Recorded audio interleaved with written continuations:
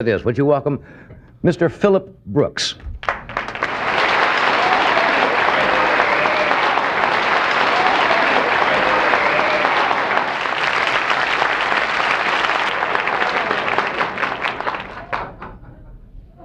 I beg your pardon, I haven't gotten to my blue mark yet. I don't know, really, no kidding. Did anybody see anybody else beside me see a snake?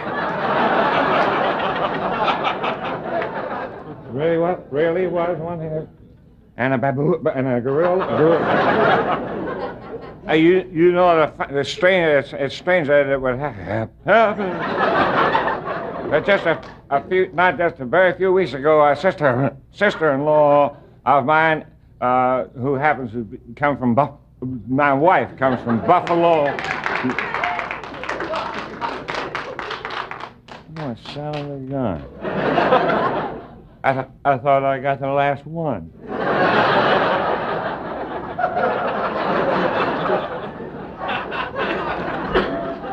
I wish I'd known I had a choice.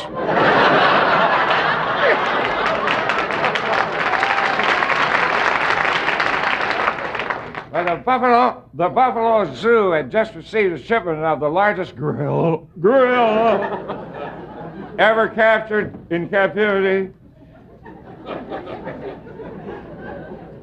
didn't even sound right over here. And my sister-in-law and her husband went to see the gorilla. They were standing there, and they were looking at it, and all of a sudden the gorilla spotted my sister-in-law, and he just couldn't take his eyes off her.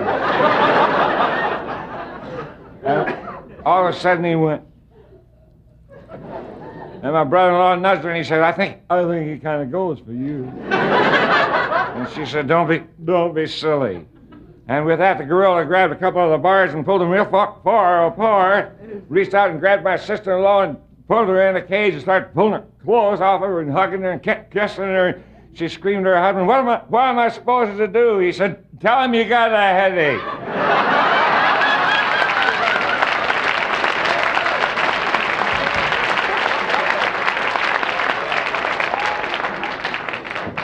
You know, seeing those animals tonight, it sort of takes me back to my childhood when they used to have circuses.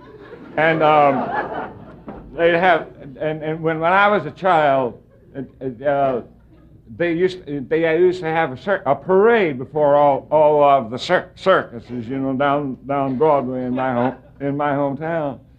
And now that the two big, I don't think they do that anymore. Now that the two big circuses got together and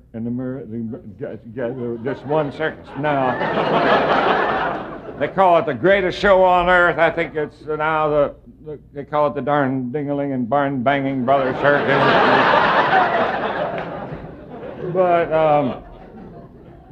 as I say, it takes me back to my childhood, and then now as I stand before you here tonight in my adulteryhood, just wonderful the memories I have back then when early or late spring morning or early summer morning when they'd have the parade, you know, all seven of my brothers and I would get up and we'd run out to Broadway and sit on the curb. And we'd watch the parade. And Mom would always call after us, don't forget, children, when the elephants go by, you be sure and come home.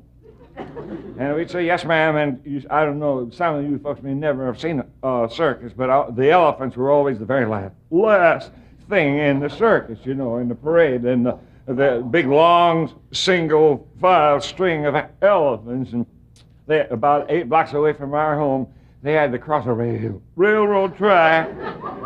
And I recall this one particular day, just as this last elephant got on the track, the fastest train that ever came through Louisville came through at that same time, and you never saw such a mess in all your life. Cost that railway company $4,300,000. They only killed one elephant, but they pulled the tail off of 18 other ones.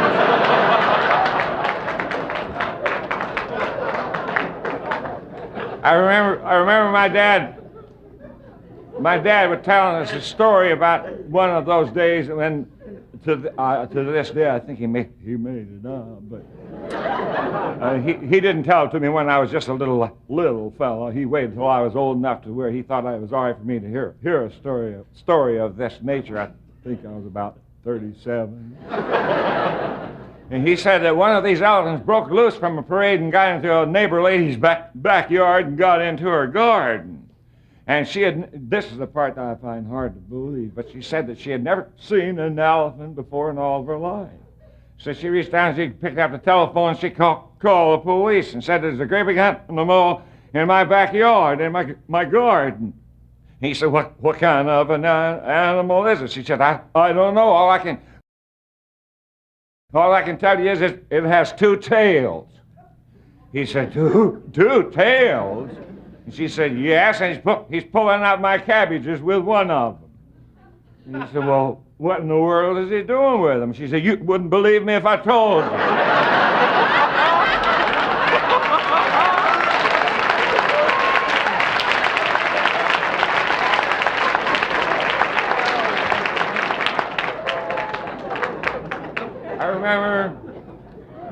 I remember many times sitting there on the curb. I had a dream that I maybe someday would grow up and be a clown in a circus. Of course, my dream never came true. Well, it came half true. I grew up. And as a matter of fact, I did become a member of a circus. I was a performer. I was an aerial performer. In fact, I worked with my wife. We worked as a team, and we were known as Brooks and Brooks, world famous high trapeze artists. And I used to catch my wife in the act 2 or 3 times a night.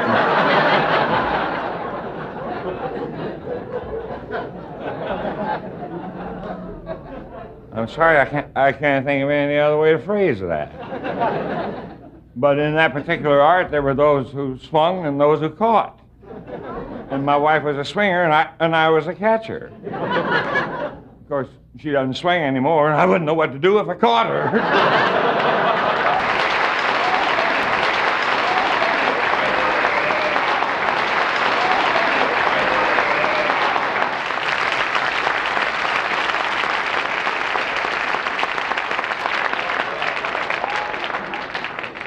Foster, I remember the very first time you're on. We'll have to do this first, and we'll come back and talk about that. All right. Okay. You're all sobered up. We'll take a short break. We'll be right back.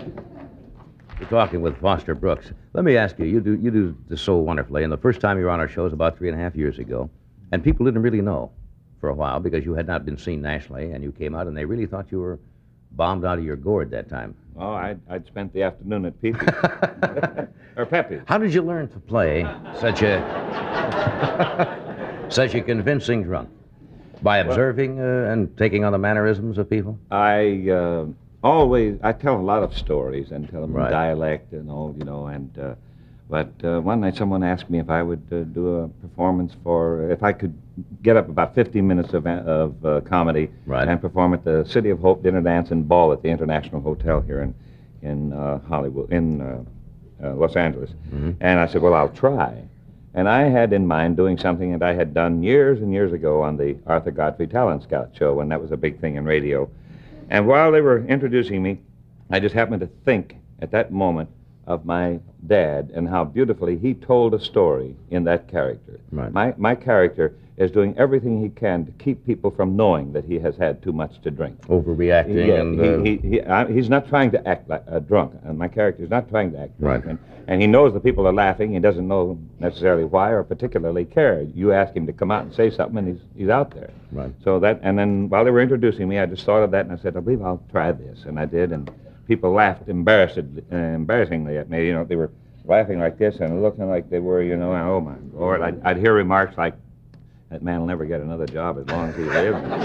Well, I've had hundreds of people tell me that they said the night I was on your show, the first time I had national exposure, that they were saying that poor man, he won't even go to the office tomorrow. How could he be with the Burbank City Council? Yeah. Yeah, that's great. And then I turned around and handed you that last piece of plaque I had when it broke right here, you know. You've had great success, and as you said before, of national stature, which came rather late in life for most people in the profession. Yeah, I was, Which is I super. was 59 years old the night I was on your show, and it was 3 years ago. So things That's have really, incredible. really gone sky high for me. I've played with nothing but the best.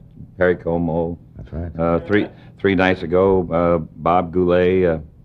2 nights ago, Wayne Newton. And last night, Roy Clark.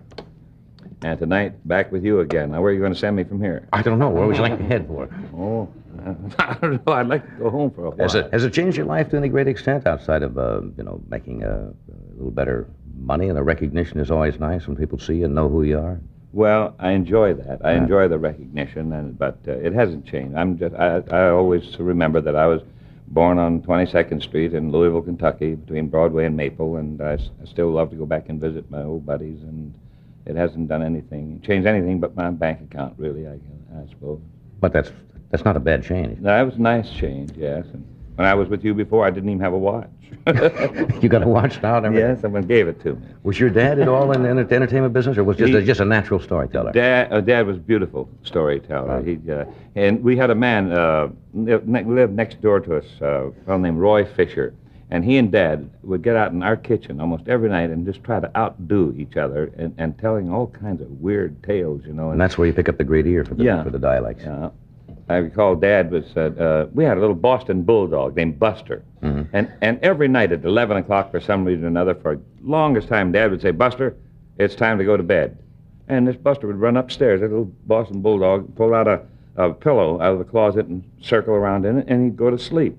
Then finally, Dad got an idea, and he pulled out his watch at 11 o'clock. He said, Buster, and he held the watch down like this, you know, and that's what any dog would come over and look, smell, whatever, Right. you know.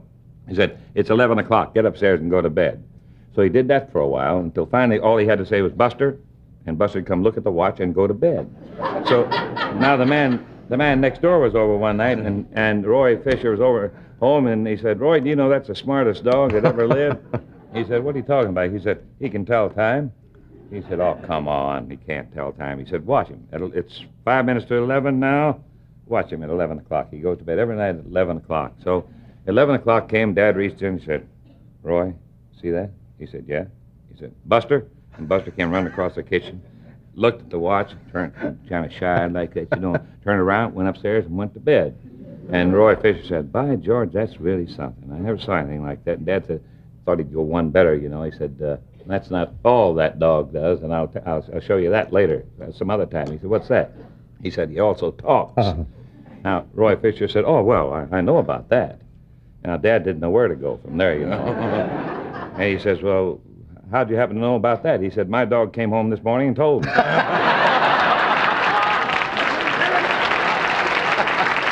Topper. We'll take a short break. We're coming right back.